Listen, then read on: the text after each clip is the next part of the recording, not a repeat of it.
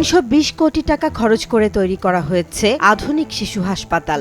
রয়েছে ১,০০০-এর বেশি শয্যা, এনআইসিইউ সুবিধাও। অথচ বছরের পর বছর ধরে সেগুলো পড়ে আছে তালাবদ্ধ।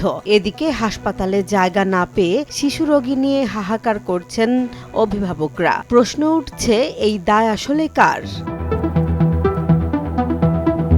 দেশের ৬টি জেলায় রংপুর, রাজশাহী, খুলনা, বরিশাল, কুমিল্লা ও সিলেটে নির্মাণ করা হয়েছে বিশেষায়িত শিশু হাসপাতাল। উদ্দেশ্য ছিল উন্নত চিকিৎসা সেবা পৌঁছে দেয়া, কিন্তু বাস্তবতা ঠিক উল্টো। ভবন তৈরি হলেও চালু হয়নি চিকিৎসা কার্যক্রম। কোথাও নেই জনবল, কোথাও নেই সরঞ্জাম, আবার কোথাও প্রশাসনিক অনুমোদনেই ঝুলে আছে। সরকারি তথ্য অনুযায়ী এই ৬টি হাসপাতাল নির্মাণে ব্যয় হয়েছে ৩২০ কোটিরও বেশি টাকা। মোট শয্যা সংখ্যা ১,০৫০। এর মধ্যে কিছু হাসপাতালের কাজ শেষ হয়েছে ৫ থেকে ৬ বছর আগে, আবার কিছু শেষ হয়েছে মাত্র কয়েক মাস আগে, কিন্তু চালু হয়নি একটিও পূর্ণাঙ্গভাবে।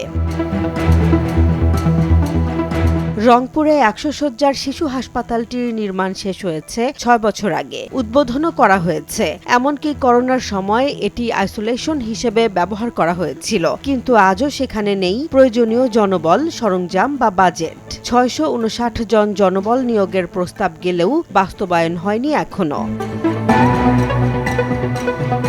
বরিশালে ২০০ শয্যার হাসপাতালটি ২০১৭ সালে শুরু হয়ে এখনো পুরোপুরি চালু হয়নি। প্রায় ৬ বছর সময় পেরিয়ে গেলেও নেই চিকিৎসক, নেই টেকনোলজিস্ট। একই অবস্থা কুমিল্লা ও অন্যান্য জেলাতেও। নির্মাণের সময় আসবাব বা যন্ত্রপাতির জন্য কোনো বরাদ্দই ধরা হয়নি, যা এখন বড় সংকট হয়ে দাঁড়িয়েছে।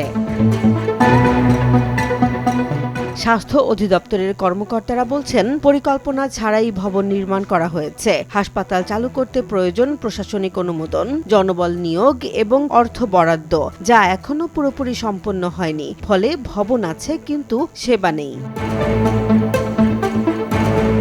এদিকে দেশে হামের মতো সংক্রামক রোগের প্রাদুর্ভাব বাড়ছে, কিন্তু রোগীর চাপ সামাল দিতে হিমশিম খাচ্ছে বিদ্যমান হাসপাতালগুলো। এমন পরিস্থিতিতে এই অব্যবহৃত হাসপাতালগুলো চালু করা গেলে অনেক জীবন বাঁচানো সম্ভব হতো বলে মনে করছেন বিশেষজ্ঞরা।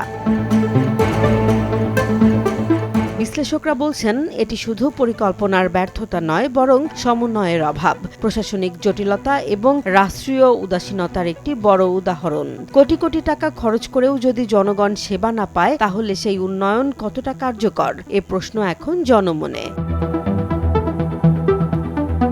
এখন দেখার বিষয় হলো, এই হাসপাতালগুলো কবে চালু হবে, নাকি কোটি টাকার অবকাঠামো এভাবেই পড়ে থাকবে আর ভোগান্তি বাড়বে সাধারণ মানুষের। জেসমিন জাহান, নিউজ ডেস্ক, জনবাণী।